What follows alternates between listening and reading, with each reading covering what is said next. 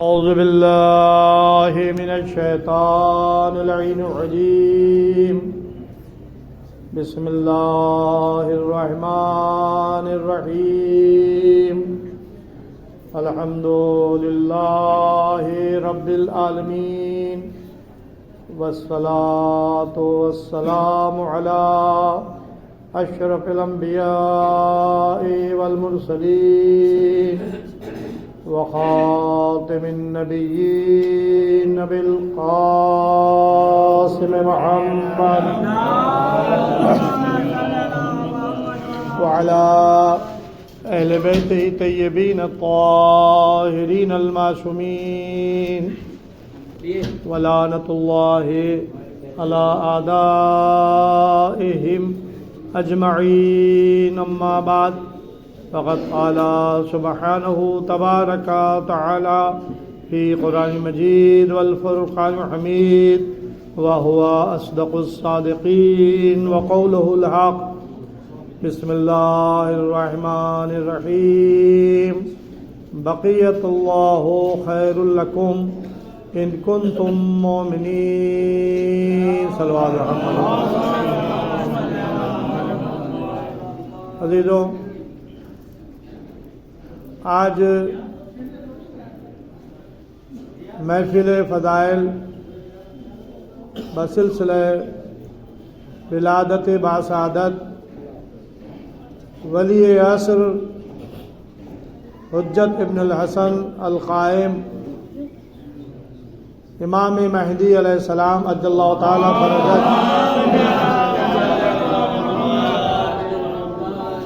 محفلیں تو بہت سی ہوتی ہیں،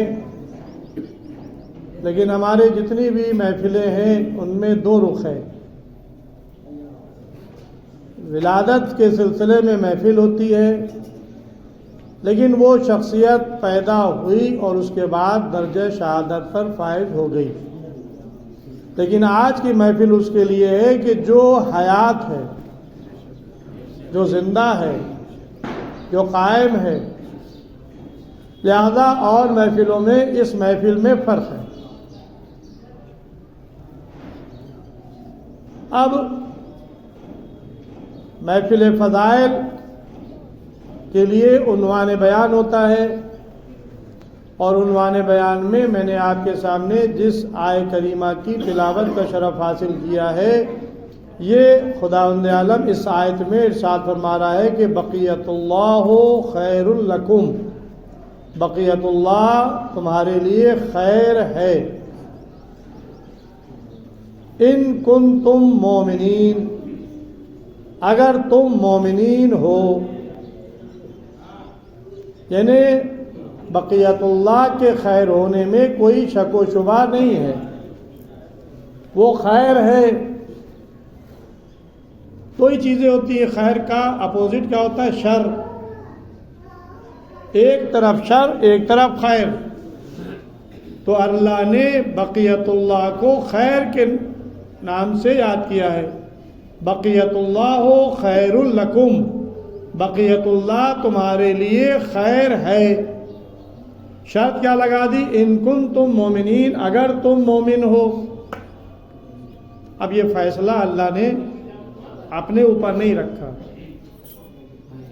ہمارے ہی اوپر چھوڑ دیا. یعنی اس نے جو ایک شخصیت کو خلق کیا ہے اور اس کا لقب بقیت اللہ قرار دیا ہے، اس کو انہوں نے خیر قرار دیا. اب ایک مثال دے دوں، اچھی نہیں لگ رہی لیکن میں دے رہا ہوں. میڈیسن والے اگر کوئی ٹیبلٹ بنائیں اور وہ یہ کہیں کہ یہ ٹیبلٹ جو ہے وہ اس مرض کی دوا ہے، بشرط کہ تم یہ پرہیز کرو، تو اب اس دوا کے فارمولے میں کوئی خرابی، کمی بیشی نہیں ہے. وہ جس مرض کے لیے بنائی گئی اس میں شفا ہے، لیکن شرط یہ ہے کہ اس کے ساتھ پرہیز بھی کرو. تو دوا بنانے والے نے مکمل طور سے شفا کے لیے دوا بنائی، لیکن دوا کے استعمال کے لیے ہمارے لیے شرط لگا دی کہ ہم پرہیز بھی کریں۔ اب ہم دوا پہ دوا کھا رہے ہیں اور بد پرہیزی بھی کر رہے ہیں، تو ظاہر ہے کہ بد پرہیزی میں دوا اپنا اثر ظاہر نہیں کرے گی، ہے تو دوا شفا، لیکن وہ ظاہر نہیں کرے گی، اس لیے کہ وہ آپ اس دوا کو صحیح طور سے استعمال نہیں کر پا رہے ہیں، جو اس کے شرائط ہے اس کو پورا نہیں کر پا رہے ہیں، بد پرہیزی کر رہے ہیں، بد پرہیزی سے آپ رکیں تو دوا اپنا اثر دکھائے۔ تو اللہ نے امام کو ہمارے لیے خیر بنایا، وہ ہمارے لیے خیر ہے، لیکن اس نے شرط لگائی کہ یہ خیر تمہارے لیے اسی وقت ہوگا کہ جب تم مومن ہو۔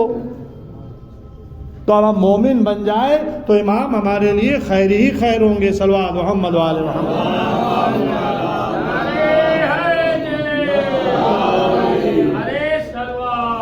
اب یہ خیر پہ ایک لفظ ذہن میں آ گیا، اس کو میں دہرا دوں۔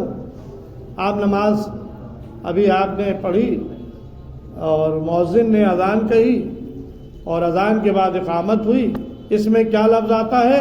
حی علی خیر العمل، خیر العمل، عمل خیر کی طرف آؤ، دعوت دی جا رہی ہے۔ تو اذان اور اقامت میں ایک جملہ ہے خیر، لیکن یہ خیر کا جملہ جو ہماری اذان اور اقامت میں ہے، یہ کہیں اور بھی اس کی ندا دی گئی تھی۔ ظاہر ہے کہ وہاں پہ اس وقت نماز کا وقت نہیں تھا جو مکمل اذان دی جاتی، لیکن بلال نے جو لوگوں کو بلایا، اذان و اقامت کا بھی ایک مسئلہ سمجھ لیں، اذان اور اقامت جو ہے یہ صرف نماز پنجگانہ واجب نمازوں میں ہے، اس کے علاوہ کوئی اور نماز میں نہیں ہے۔ واجب نماز میں بھی پنجگانہ نماز، ورنہ اور بھی نمازیں واجب ہیں، طواف خانہ کعبہ کی نماز واجب ہے، ہدیہ والدین کی قضا نماز ہے، اس کے علاوہ جو ہے آپ کے نماز آیات ہے، نماز میت ہے، تو پنجگانہ نماز میں اذان اور اقامت ہے۔ نماز جمعہ جو ہے اس کا شمار بھی پنجگانہ نماز میں ہفتے میں ایک دن ہوتا ہے، ان تفصیلات میں مجھے نہیں جانا ہے۔ تو اذان اور اقامت پنجگانہ نماز میں ہے، اس کے علاوہ جو صدا دی جاتی ہے وہ کیا ہے؟ الصلاۃ۔ آپ نے سنا ہوگا نماز عیدین کے موقع پر، اور صرف نماز عیدین میں لوگ صلاۃ کی آواز بلند کرتے ہیں، ورنہ نماز جنازہ سے بھی پہلے ہے، اور نماز آیات میں بھی ہے، اور نماز عیدین میں بھی ہے۔ الصلاۃ، نماز کی طرف بلایا جاتا ہے، لیکن غدیر میں الصلاۃ نہیں کہا گیا، عمل خیر کی طرف آؤ۔ اب میں اس خیر کو اس خیر سے ملائے دے رہا ہوں۔ بلال نے کیا کہا؟ حی علی خیر العمل، یہ کہہ کر غدیر میں آواز دی، گویا یہ غدیری اعلان تھا، آواز تھی، اذان تھی، گویا بلایا جا رہا تھا، ندا دی جا رہی تھی۔ اذا نودی للصلاۃ من یوم الجمعہ، یعنی جمعے کے دن جب تمہیں نماز کے لیے ندا دی جائے تو ندا یہ ہے اذان، جمعے کے دن دی جاتی ہے ندا، تو وہاں پر بھی ندا دی جا رہی تھی، آواز دی جا رہی تھی کہ عمل خیر کی طرف آؤ، بلایا جا رہا تھا۔ عمل خیر میں کیا ہوا؟ امامت کا اعلان، ولایت کا اعلان، بتا دیا کہ تمہارے لیے سب سے زیادہ اہم جو عمل ہے وہ ہے ولایت اور امامت، لہذا اسے لفظ خیر سے تعبیر کیا۔ غدیریوں نے اس خیر کو گٹھا میں باندھ لیا، اور آج تک اذان اور اقامت میں حی علی خیر العمل کی آوازیں بلند ہو رہی ہیں، بس جہاں آواز حی علی خیر العمل کی سنائی دے سمجھ لیے گا کہ یہ غدیریوں کی اذان ہے، یہ غدیریوں کی نماز ہے، اور جہاں سے حی علی خیر العمل نکال دی جائے وہ غیر غدیریوں کی اذان ہے۔ صلوات محمد و آلہ۔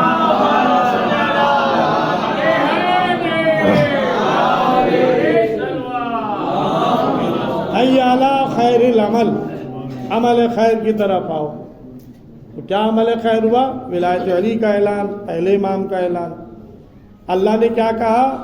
بقیت اللہ خیر لکم ان کنتم مومنین، بقیت اللہ تمہارے لیے خیر ہے اگر تم مومن ہو۔ تو وہاں بھی لفظ خیر پہلے امام کے لیے اور آخری امام کے لیے بھی قرآن نے لفظ خیر کہا ہے۔ خیر تمہارے لیے ہے اگر تم مومن ہو۔ تو اب مومن ہو تو اب ہم ظاہر ہے کہ ہر چیز کی ڈیفینیشن معلوم کرتے ہیں، تو ہمیں مومن کی بھی ڈیفینیشن معلوم کرنا چاہیے۔ امپورٹنٹ ہے، بہت ہی اہم ہے، ضروری ہے کہ اس لیے کہ جب بقیت اللہ ہمارے لیے خیر ہے اور شرط ہے کہ تم مومن ہو، تو اب ہمیں یہ دیکھنا چاہیے، ٹٹولنا چاہیے کہ آیا ہم مومن ہیں یا نہیں، علامات مومن، صفات مومن ہم میں پائی جاتی ہیں یا نہیں۔ اب یہ کچھ اصطلاحات ہیں اسلام میں، اچھی بھی اصطلاحات ہیں، بری بھی اصطلاحات ہیں۔ مثلا سب سے پہلا جملہ جو ہے وہ ہے مسلمان، پھر دوسرا جملہ کیا ہے؟ مومن، تیسرا جملہ کیا ہے؟ متقی، صالح۔ یہ اصطلاحات ہیں، اس کی ڈیفینیشن ہے۔ مسلمان کی کیا ڈیفینیشن ہے؟ مومن کی کیا ڈیفینیشن ہے؟ متقی کی کیا ڈیفینیشن ہے؟ یہ ساری ڈیفینیشنیں ہیں۔ اسی طرح سے اس کے اپوزٹ میں کیا ہے؟ مشرک، کافر، منافق۔ یعنی اگر تین ادھر سے لے لیے تو تین ادھر سے لے لیے، برابر آ جائے گا۔ مشرک، کافر اور منافق۔ ادھر سے کیا ہے؟ مسلمان، مومن اور متقی۔ تو تین ادھر کے، تین ادھر کے، تین اچھے، تین برے۔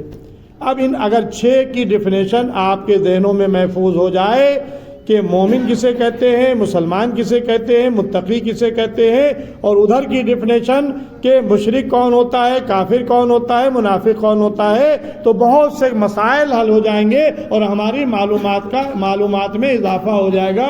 لیکن میرے پاس اتنا وقت نہیں ہے کہ ان 6 ڈیفینیشن کو آپ کے سامنے اس مختصر سی محفل میں بیان کروں، اس لیے کہ مجھے ابھی کہیں اور تک جانا ہے۔ ایک بلند نعرے صلوات۔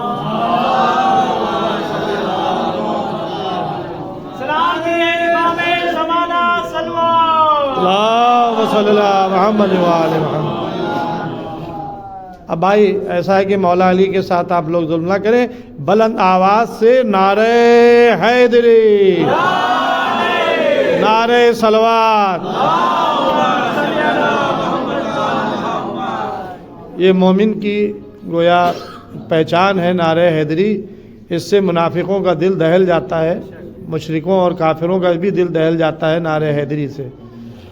بہرحال یہ آپ حضرات مطالعہ کریں، پڑھیں، اور ان 6 چیزوں کی ڈیفینیشن جو ہے وہ ضرور اپنے ذہنوں میں محفوظ کر لیں کہ مسلمان کسے کہتے ہیں، مومن کسے کہتے ہیں، متقی کسے کہتے ہیں، اور اس کے اپوزٹ میں کافر کسے کہتے ہیں، مشرک کسے کہتے ہیں اور منافق کسے کہتے ہیں۔ یہ 6 چیزیں کی ڈیفینیشن اور ان کی تفصیلات آپ اپنے ذہنوں میں محفوظ کریں، مطالعہ کریں، پوچھیں، یا کبھی موقع ملے گا تو میں بیان کروں گا۔ لیکن آج ایک چیز بیان کرنا ہے، مومن، کیونکہ ہمارا تعلق جو ہے وہ آیت کے اس حصے سے ہے کہ ان کنتم مومنین۔ اللہ نے یہ بار ہم ہی کے اوپر ڈالا ہے کہ بقیت اللہ تمہارے لیے خیر ہے اگر تم مومن ہو۔ وعلیکم السلام۔ تو اب مومن کسے کہتے ہیں؟ ظاہر ہے کہ میں تفصیلات میں نہیں جاؤں گا۔ اصول کافی میں ایک باب ہے کفر والایمان، کفر اور ایمان۔ کفر کے بارے میں بھی حدیثیں ہیں اور ایمان کے بارے میں بھی حدیثیں ہیں۔ اب اس میں ایک چیز جو ہے، ایک حدیث میں چھٹے امام جعفر صادق علیہ السلام کی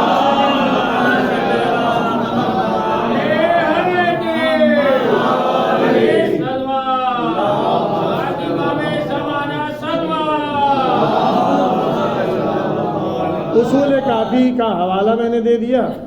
ہماری کتابیں جو معتبر احادیث کی کتابیں ہیں اس میں سب سے پہلی کتاب ہے اصول کافی، شیخ کلینی علیہ رحمہ کی کتاب ہے۔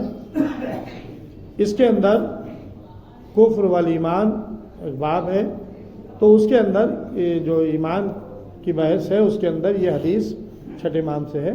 اب کیا حدیث ہے؟ ایمان کیا ہے؟ امام نے اس کی ڈیفینیشن کی، اقرار باللسان، اقرار باللسان، زبان کے ذریعے سے اقرار کرنا، اور اعضاء جوارح سے اور دل کی گہرائیوں سے یقین رکھنا، دوسری علامت۔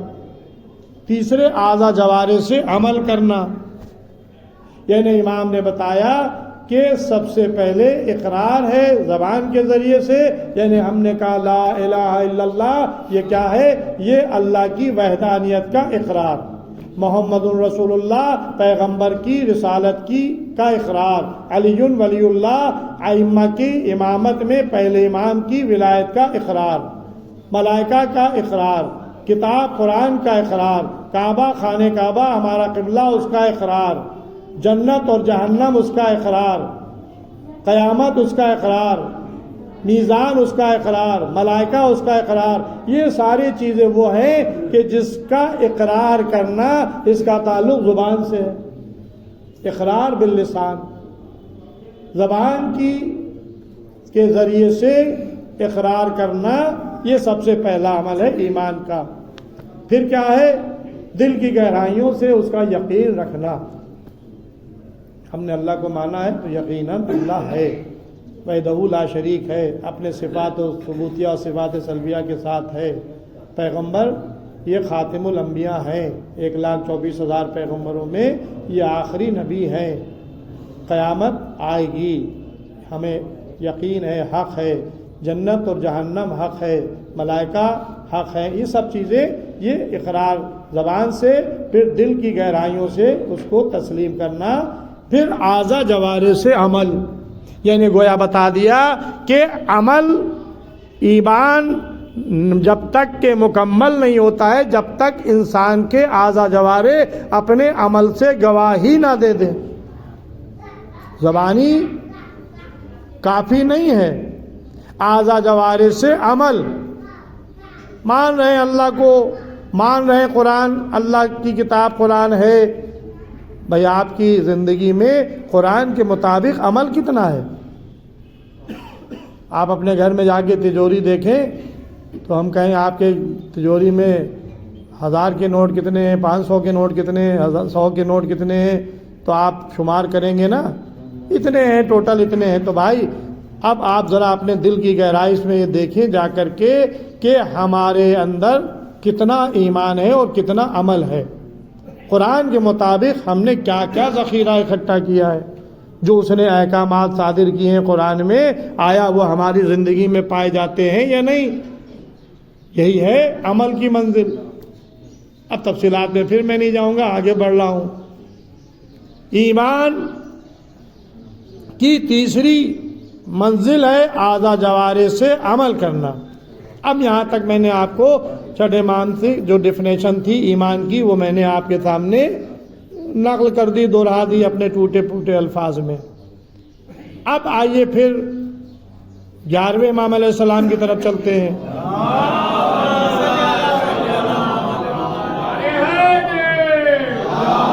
حوالہ میں دے رہا ہوں، علامہ نور اللہ شوستری، شہید ثالث، جن کا مزار آگرے میں ہے، ان کی کتاب ہے مجالس المومنین۔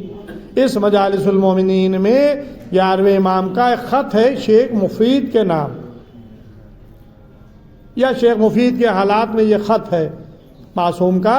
اس خط میں کچھ مومنین کی علامتیں بیان کی گئی ہیں۔ ان علامتوں میں کیا ہے؟ علامتیں، مومن کے اندر کیا صفات ہونا چاہیے؟ امام فرماتے ہیں کہ شب و روز میں 51 رکعت نماز پڑھتا ہو۔ اب یہ پہلی منزل ہے۔ اب جب ہم اپنے دلوں کو دیکھیں گے، آیا یہ کیا، پہلے تو یہی سوچیں گے کہ 51 رکعت نماز کیا ہے؟ ہم تو ظہر اثر مغرب عشاء فجر پڑھتے ہیں، اگر جاگ جاتے ہیں تو فجر پڑھ لیتے ہیں، ورنہ ظہر اثر مغرب عشاء میں چلا دیتے ہیں، انہیں 17 میں سے 2 گھٹا کے 15 ہی پہ اکتفا کر لیتے ہیں۔ تو بہرحال یہ نماز پنجگانہ، لیکن امام کیا فرما رہے ہیں؟ شب و روز میں 51 رکعت نماز، یہ مومن کی پہلی علامت ہے۔ تو میں سمجھتا ہوں کہ اگر ابھی قلم اور کاغذ لیا جائے اور ایک ایک کا نام لکھ کر کے اس سے پوچھا جائے تو شاید میں ہی نہیں نکلوں گا. تو ظاہر جب میں ہی نہیں نکلوں گا تو میں آپ لوگوں سے پوری توقع تو صد در صد تو نہیں کر سکتا کہ 51 رکعت نماز پابندی سے ہم پڑھتے ہیں. 51 رکعت نماز بتا دوں بچوں کے نالج کے لیے، 51 رکعت نماز میں 17 رکعت نماز واجب ہے اور 34 رکعت نماز یہ مستحب ہے. شب و روز میں یعنی رات اور دن میں 51 رکعت نماز جو معصوم نے کہا کہ یہ مومن کی علامتوں میں سے پہلی علامت ہے. شب و روز میں 51 رکعت نماز پڑھنا، اس میں سے 17 رکعت نماز کمپلسری ہے، واجب ہے. اگر نہیں پڑھو گے تو تم سے سوال کیا جائے گا. مستحب نماز وہ ہے کہ اگر تم پڑھو گے تو ثواب ہے، نہیں پڑھو گے تو کوئی عذاب نہیں ہے، لیکن مومن کی علامت ہے. 17 رکعت نماز واجب ہو گئی. بچے 34 میں سے نماز ظہر سے پہلے 8 رکعت نماز 2 رکعت کر کے، نماز عصر سے پہلے 8 رکعت نماز 2 رکعت کر کے 16، نماز مغرب کے بعد 4 رکعت نماز 2 رکعت کر کے 16 4 20، نماز عشاء کے بعد بیٹھ کر کے 2 رکعت جو 1 رکعت شمار ہوتی ہے 20 1 21، اور اس کے بعد 11 رکعت نماز نماز شب، جس کے اندر 11 رکعت نماز میں نماز شب میں 8 رکعت نماز نافلہ شب کی نیت سے 2 رکعت کر کے، 2 رکعت نماز شفع اور 1 رکعت نماز وتر 22، اور اس کے بعد 32۔ اب اس کے بعد جو ہے نا وہ آپ کے 2 رکعت نماز نافلہ فجر، نماز فجر سے پہلے 34 رکعت نماز یہ ہو گئی نافلے کی، اور 17 رکعت نماز ہو گئی آپ کے واجب۔ اس طرح سے یہ 51 رکعت نماز ہو گئی۔ اب 51 رکعت نماز شب و روز میں پڑھنا یہ مومن کی علامتوں میں سے ایک علامت ہے۔ دائنے ہاتھ میں انگوٹھی پہننا یہ مومن کی علامت ہے۔ خاک پر سجدہ کرنا یہ مومن کی علامت ہے۔ بسم اللہ کو بلند آواز سے نماز میں پڑھنا یہ مومن کی علامت میں سے ہے۔ یعنی جیسے اخفاتی نماز ہے نا، ظہر عصر خاموش پڑھنے کے لیے ہے، لیکن آپ اگر سورہ الحمد پڑھ رہے ہیں تو بسم اللہ کو بلند آواز سے پڑھ سکتے ہیں۔ یہ مستحب ہے اور مومن کی علامتوں میں سے ایک علامت ہے۔ اب جو میں علامتیں بتا رہا ہوں اگر میں اسی پر تقریر کروں تو ایک مجلس ہے، لیکن میں ان تفصیلات میں نہیں جا رہا ہوں۔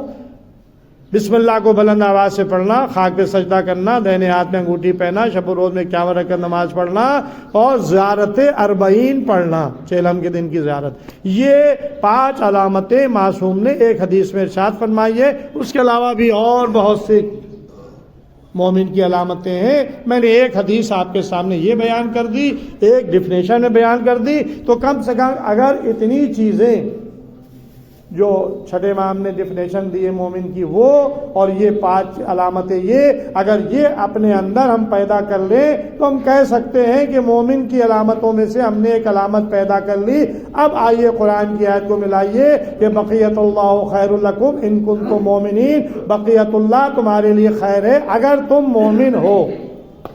اب ہم خود ہی فیصلہ کر لیں کہ ہم مومن ہیں یا نہیں۔ اگر مومن ہے تو بقیت اللہ ہمارے لیے خیر ہے، یعنی امام زمانہ ہمارے لیے خیر ہے۔ چلو آج محمد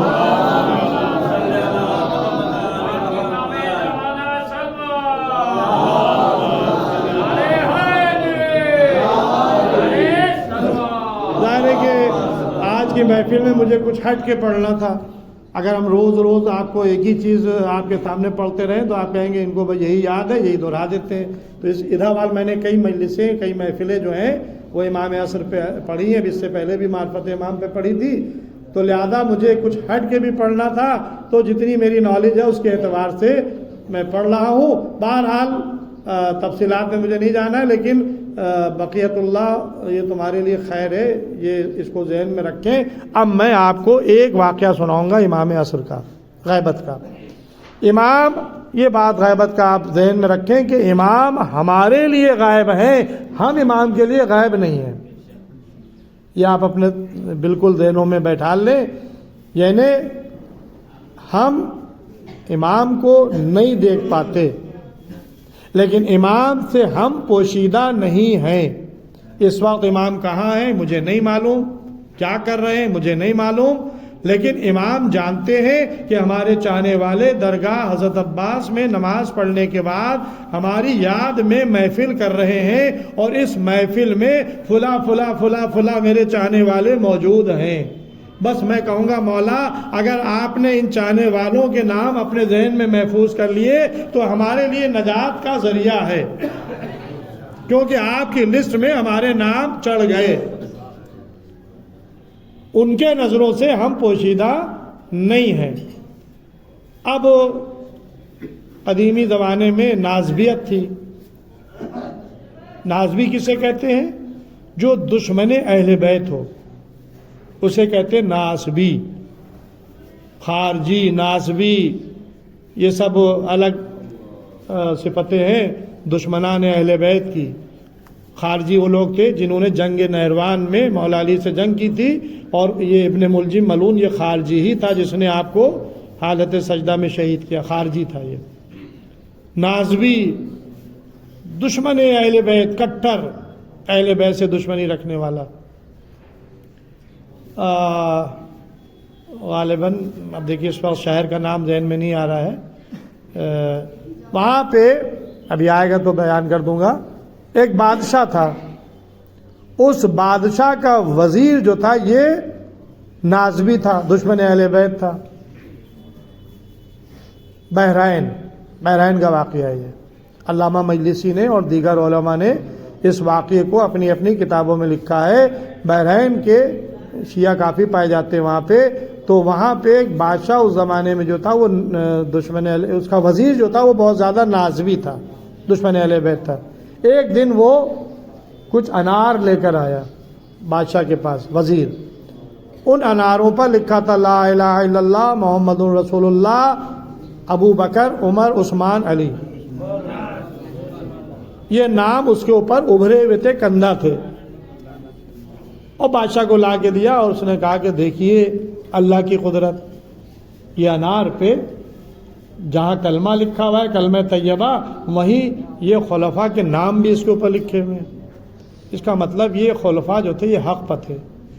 اب اس نے دلیل بنائی، بادشاہ کو اس نے انار دی اور کہا کہ ایسا ہے کہ جو بحرین میں یہاں شیعہ رہتے ہیں ان شیعہ علماء کو بلائیے اور ان سے کہیے دیکھو یہ مذہب جو ہے حق ہے، اس کو مانو، اگر نہیں مانے تو ان سے کہیے جواب دو، اور اگر جواب نہ دے سکے تو ان سب کو قتل کر دیجئے، ان کی عورتوں کو کنیزی میں لے لیے۔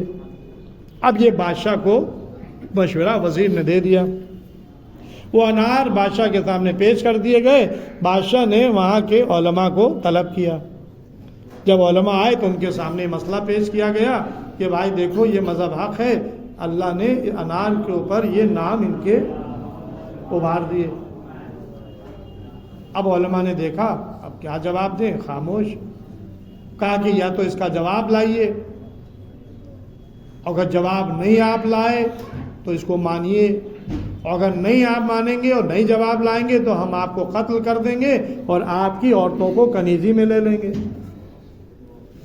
علماء نے سوچا، سوچنے کے بعد کہ اچھا مجھے 3 دن کی مہلت چاہیے تاکہ ہم غور و فکر کریں، مشورہ کریں، پھر میں آپ کو جواب دیں گے، جیسا آپ کہہ رہے ہیں ویسا کریں گے۔ 3 دن کی مہلت لے کر یہ آ گئے۔ علماء نے شہر کے مومنین متقین سب کو جمع کیا، جلسہ کیا، اور جمع کرنے کے بعد ان کے سامنے یہ مسئلہ رکھا کہ بھائی بادشاہ نے بلایا تھا اور وہاں پہ انار پیش کیے، اس پہ یہ نام کندہ تھے، اور ہم سے یہ کہا گیا ہے کہ اس کا جواب لائیے، اگر جواب نہیں لائیں گے تو ہم آپ کو قتل کر دیں گے اور عورتوں کو اپنے کنیزی میں لے لیں گے۔ سوچتے رہے، بہت دیر کے بعد فیصلہ یہ ہوا کہ بھائی ہم اس وقت زمانہ غیبت میں ہیں اور لاوارث نہیں ہے، ہمارے زمانے کا امام زندہ ہے، لہذا ہمیں ان کی طرف رجوع کرنا چاہیے، ان سے استغاثہ کرنا چاہیے۔ یعنی گویا ان کا ایمان یہ بتا رہا تھا کہ اگر ہم اپنے زمانے کے امام کو کی طرف رجوع کریں، گڑ گڑائیں، چلائیں، روئیں، گریا کریں تو امام ہماری فریاد کو پہنچیں گے، یہ یقین تھا. کہا کہ پھر یہ کام کیسے کیا جائے. اب ظاہر ہے کہ کوئی امام کا پتہ تو تھا نہیں کہ کھلا جگہ امام ملیں گے, چلا جائیں کسی کو بھیج دیں. اس وقت آیت اللہ سیستانی نجف اشرف میں ہے, کسی کو کوئی مسئلہ درپیش ہو اور وہ یہاں سے ای میل کرے اور مسئلہ دریافت کر لے, زیادہ سے زیادہ یہاں سے فلائٹ کا ٹکٹ کٹائے, نجف پہنچے, نجف میں پہنچ کے ان سے ٹائم لے اور جا کر ان کے سامنے مسئلہ رکھے اور مسئلہ پوچھ کر آ جائے. تو بھائی یہ تو آپ کے امکان میں ہے کہ آیت اللہ سیستانی جو ہے وہ نجف میں ملیں گے, آیت اللہ خامنائی جو ہے وہ تہران میں ملیں گے, ان کے پتے آپ کو معلوم ہے. لیکن اگر کوئی پوچھے کہ امام زمانہ کہاں ملیں گے, تو ظاہر ہے کہ امام زمانہ کا پتہ آپ کو نہیں ہے, اللہ کو تو ہے, اس نے تو رکھا ہی ہے. تو آپ کو پتہ نہیں ہے, ان کو آپ کا پتہ ہے. آپ جہاں بھی ہوں ان کو آپ کا پتہ ہے, آپ کو ان کا پتہ نہیں ہے. بس آپ اتنا جانتے ہیں کہ ہاں امام ہمارے زمانے کے امام ہیں, زندہ ہیں, پردے غیب میں ہیں, پیدا ہو چکے ہیں, لیکن آپ کو ان کا پتہ نہیں ہے کہاں پہ ہیں. تو آپ ظاہر ہے کہ کیسے ان کو بلایا جائے. کہا کہ بھائی ایسا ہے کہ یہ سارے مجمع میں سے جو سب سے زیادہ متقی پرہیزگار ہو اس کا انتخاب کیا جائے, 3 لوگوں کا, اور ایک دن ایک آدمی صحرا میں جائے اور جانے کے بعد رات بھر عبادت الہی میں بسر کرے, امام سے فریاد کرے, امام کو کی طرف رجوع کرے, گڑ گڑائے, امام کو مدد کے لیے بلائے. طے ہو گیا. بحرین کے تمام شیعوں میں سے شیعوں کا انتخاب ہوا جو بہت ہی متقی پرہیزگار تھے. 3 افراد, ایک کو بھیجا گیا, آج تمہاری باری ہے. چلا گیا رات میں صحرا میں, رات بھر عبادت الہی میں بسر کی, گریا و فریاد آہوزاری کی. رات ختم ہو گئی, چلا آیا, کوئی مدد نہیں ہوئی. دوسری رات ہوئی, دوسرا آدمی گیا جو اس سے زیادہ متقی پرہیزگار تھا. اس نے بھی اسی طرح سے عبادت الہی میں رات بسر کی, گڑ گڑایا, امام سے رجوع کیا, کوئی جواب نہیں آیا. صبح ہوئی, یہ بھی واپس آ گیا. محمد بن عیسیٰ, تاریخ میں ان کا نام ملتا ہے محمد ابن عیسیٰ, یہ تیسرے دن جو بہت ہی متقی پرہیزگار تھے. میرے جملوں کو بڑے دھیان سے سنیے گا. آج تیسری رات ہے, آخری دن اس عمل کو انجام. وہاں 3 دن کی مہلت لیے بادشاہ سے, اور یہاں تیسری رات ہے. اب اس کے بعد ٹائم نہیں ہے, ٹائم باؤنڈ ہو رہا ہے. آج تیسرا دن ہے. محمد بن عیسیٰ جو بہت زیادہ بحرین میں متقی پرہیزگار تھے, آج یہ صحرا میں گئے, مصلی بچھا دیا, نمازیں پڑھتے رہے, دعائیں کرتے رہے, مناجات کرتے رہے, گڑگڑاتے رہے, یہاں تک کہ رات ختم ہونے لگی. سجدے میں تھے. کسی نے آ کر آواز دی, اے محمد بن عیسیٰ کیا کر رہے ہو, یہاں کیوں آئے ہو؟ کہا کہ میں جس حال میں ہوں مجھے میرے حال پہ آپ چھوڑ دیں, جائیے آپ اپنا کام کریے. سر سے سجدے سے سر نہیں اٹھایا. اب میں نے کہا کہ ایک ایک جملے کو ذرا ذہن میں رکھیے گا اور غور سے سنیے گا. محمد بن عیسیٰ نے سجدے سے سر نہیں اٹھایا, آنے والے نے نام لے کر کہا, اے محمد بن عیسیٰ یہاں تم کیا کر رہے ہو, کیا چاہتے ہو؟ کہا کہ میں جو کر رہا ہوں مجھے کرنے دی, آپ اپنے کام سے کام رکھیے. کہا کہ تم اپنے زمانے کے امام کو یاد کر رہے ہو, میں تمہارے زمانے کا امام ہوں. کہا کہ اگر, اب دیکھیے پھر معرفت کی منزل ہے, سجدے سے سر نہیں اٹھایا, یعنی آنے والے نے یہ بھی کہہ دیا کہ میں تمہارے زمانے کا امام ہوں, تب بھی محمد بن عیسیٰ نے سجدے سے سر نہیں اٹھایا. کہا کہ اگر آپ ہمارے زمانے کے امام ہیں تو ہم سے کیوں پوچھ رہے ہیں کہ کیا کر رہے ہو اور کیا چاہتے ہو؟ اگر آپ امام ہیں تو آپ جانتے ہوں گے کہ ہمارا مسئلہ کیا ہے. کہا کہ ہاں تم انار کے مسئلے میں پریشان ہو, میں تمہاری مدد کے لیے آیا ہوں. جیسے یہ سنا جلدی سے سجدے سے سر اٹھایا, امام کے ہاتھوں کا بوسہ لیا. کہا کہ بھائی دیکھو ایسا ہے کہ اس کا جواب یہ ہے کہ تم واپس جاؤ اور جانے کے بعد بادشاہ سے کہنا میں جواب لایا ہوں لیکن یہاں نہیں دوں گا دربار میں, پھر وزیر کے گھر میں دوں گا. بادشاہ کو لے کر تم وزیر کے گھر میں چلے جانا اور دیکھو جب وزیر کے گھر میں پہنچنا تو وزیر کے گھر میں پہنچنے کے بعد قبل اس کے کہ وزیر وہاں تک پہنچے تم وزیر سے پہلے اس کے مکان میں چھت پہ چلے جانا، وہاں ایک کمرہ ملے گا، اجرا ملے گا، اس حجرے میں داخل ہونا، طاق میں ایک تھیلی رکھی ہوگی، اس میں کچھ سانچے ہوں گے، وہ تھیلی وہ سانچے اپنے ہاتھ میں لے لینا اور بادشاہ سے کہنا یہ جواب ہے، یہ جواب ہے۔ بس امام نے جواب تعلیم فرمایا، امام نظروں سے غائب ہو گئے۔ محمد بن عیسیٰ خوشی خوشی اٹھے، واپس آئے، کہا کہ جواب ملا؟ کہا کہ ہاں ملا، یہ جواب ہم بادشاہ کو دیں گے۔ آئے لوگ بادشاہ کے پاس، جواب لائے؟ ہاں لائے۔ جواب کیا ہے؟ یہاں نہیں دیں گے، وزیر کے گھر میں دیں گے۔ وزیر کو لے کے بادشاہ کو لے کے وزیر کے گھر پہنچ گئے محمد بن عیسیٰ، چھت پہ چلے گئے، حجرے میں داخل ہو گئے، جہاں امام نے بتایا تھا وہاں طاق میں رکھے ہوئے سانچوں کو اپنے ہاتھ میں لے لیا اور بادشاہ کے سامنے پیش کیا، کہا کہ یہ جواب ہے ان اناروں کا۔ جب انار چھوٹے ہوتے تھے تو بادشاہ نے یہ کچھ سانچے بنوا رکھے تھے، یہ سانچے انار پہ چڑھا دیے جاتے تھے اور انار بڑھتا تھا اور وہ نام قدرتی طور پہ انار پہ ابھر آتے تھے۔ یہ انار کا کمال نہیں تھا، یہ ان سانچوں کا کمال تھا۔ اور یہ کہہ کے کہا کہ بادشاہ سے کہ اب آپ اس انار کو وزیر سے کہیں توڑے، اس کو توڑے انار کو۔ وزیر سے کہا کہ انار کو توڑو۔ اب جو انار توڑا تو اس میں سے دھواں نکلا اور اس دھوئے نے وزیر کے چہرے کو سیاہ کر دیا۔ بادشاہ نے حکم دیا کہ وزیر کو قتل کر دیا جائے۔ نازبی تھا، دشمن اہل بیت تھا، اہل بیت کے خلاف سازش کر رہا تھا۔ اہل بیت نے دکھا دیا کہ دیکھو جو اہل بیت کا دشمن ہوتا ہے اس کا چہرہ دنیا میں بھی سیاہ ہو جاتا ہے۔ قتل کر دیا گیا اور بادشاہ مومن ہو گیا، یعنی مسلمان تھا لیکن علی ولی اللہ کی گواہی دی، 12 اماموں کا ماننے والا بن گیا۔ صلوات محمد